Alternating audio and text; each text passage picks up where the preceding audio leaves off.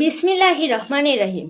যে কারণে কোনো পাখি বা বিমান উড়ে যেতে পারেনি কাবা শরীফের ওপর দিয়ে। কাবা শরীফ এমন একটি জায়গা যার ওপর দিয়ে আজ পর্যন্ত কোনো পাখি উড়ে যায়নি। দুনিয়ার কোনো বিমান ও তার ওপর দিয়ে উড়ে যেতে পারেনি। কুদরতির দৃষ্টিকোণ থেকেও তার ব্যবস্থান এমনই যে তার ওপর দিয়ে চন্দ্র ও সূর্য অবস্থান করতে পারে না। কুরআন এবং বিজ্ঞান প্রমাণ করেছে গোটা পৃথিবীর কেন্দ্রবিন্দু ওই স্থান যেখানে খানায় কাবা শরীফ। মহান রাব্বুল আলামিনের এ এক বিস্ময়কর সৃষ্টি। মুসলমানদের ক্যাবলা কাবা শরীফ। প্রতি বছর লক্ষ লক্ষ মুসলমান কাবাঘর আহ্বাব করতে মক্কা গমন করেন। পৃথিবীতে সর্বপ্রথম মহান আল্লাহ তাআলার নির্দেশে ফেরেশতারা কাবাঘর নির্মাণ করেন।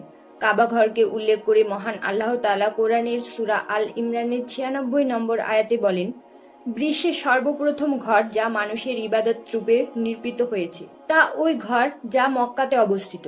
কাবা ঘরটি আল্লাহ তাআলার আরশে মরস নাহুর ছায়া তলে সোজাসুজি বাইতুল মামুনের আকৃতি অনুসারে স্থাপন করেন।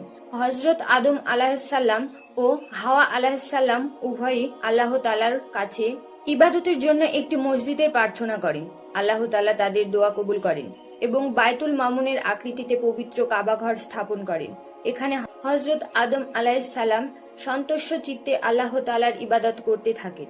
সব ইমাম হাদিস গ্রন্থ এর অনেক তাফসীরবিদ এর মতে মানব সৃষ্টি হওয়ার অনেক আগে মহান আল্লাহ তাআলা কাবাঘর সৃষ্টি করেন। তাফসীরবিদ মুজাহিদ বলেন, আল্লাহ রাব্বুল আলামিন বাইতুল্লাহর স্থানকে সমগ্র ভূপৃষ্ঠ থেকে ২০০০ বছর আগে সৃষ্টি করেন। মুসলিম শরীফের একটি হাদিসে হযরত আবু যর ইবা হিরতে বর্ণনা হয়েছে, রাসূলুল্লাহ সাল্লাল্লাহু আলাইহি সাল্লাম তার একটি প্রশ্নের উত্তরে বলেছিলেন, বিশ্বের সর্বপ্রথম মসজিদ হলো মসজিদে হারাম, এরপরেই মসজিদ হলো মসজিদে আকসা। মসজিদের হারাম নির্মাণের ৪০ বছর পর মসজিদে আকসা নির্মিত হয়। হযরত আদম আলাইহিসসালাম কাবাঘর আল্লাহর আদেশে পুনর্নির্মাণ করেন। এরপর বহুদিন অতিক্রম হলো, শত শত বছর অতিবাহিত হলো। আল্লাহর বান্দারা কাবাঘর জিয়ারত করত, আল্লাহর কাছে হাজিরা দিত। এই কাবাঘরে সমবেত হয়ে কাবাঘরে এসে মহান আল্লাহ তাআলার পবিত্রতা ও অংশীদারহীনতা ঘোষণা দিত।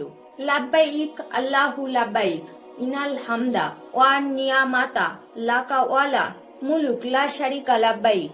এইভাবে চলতে চলতে দিন গত হতে থাকলো। এরপর হযরত শীস আলাইহিসসালাম কাবা পুনর্নির্মাণ করলেন। দিন দিন একতাবাদের সংখ্যা বাড়তে থাকলো। এরপর কাবা শরীফ নির্মাণ বা পুনর্নির্মাণ করেন হযরত ইব্রাহিম আলাইহিসসালাম। হযরত ইসমাইল আলাইহিসসালামকে সাথে নিয়ে কাবাঘর নির্মাণ বা পুনর্নির্মাণ করেন। হযরত ইব্রাহিম আলাইহিসসালাম কাবাঘর সংস্কার করে আল্লাহর দরবারে দোয়া করলেন, হে আমার প্রতিপালক, আমাদের উভয়কে আজ্ঞাবহ করো, আমাদের বংশ থেকে একটি আগত দল সৃষ্টি করো, আমাদের হজ এর রীতিনীতি বলে দাও এবং আমাদের ক্ষমা করো। নিশ্চয় তুমি দয়ালু।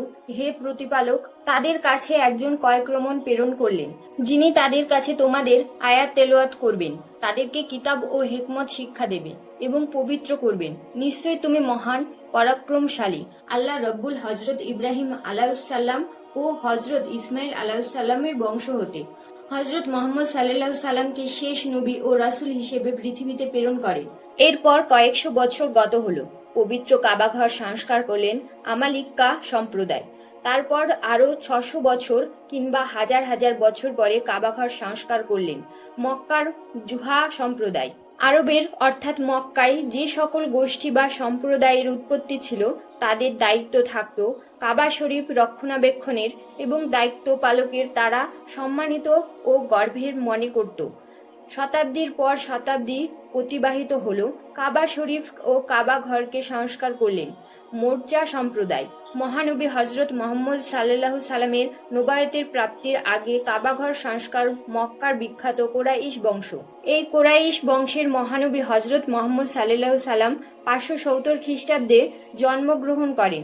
কোরাইশরা কাবা শরীফ সংস্কারের পর হজে আসওয়া স্থাপন নিয়ে মতভেদ দেখা দেয়।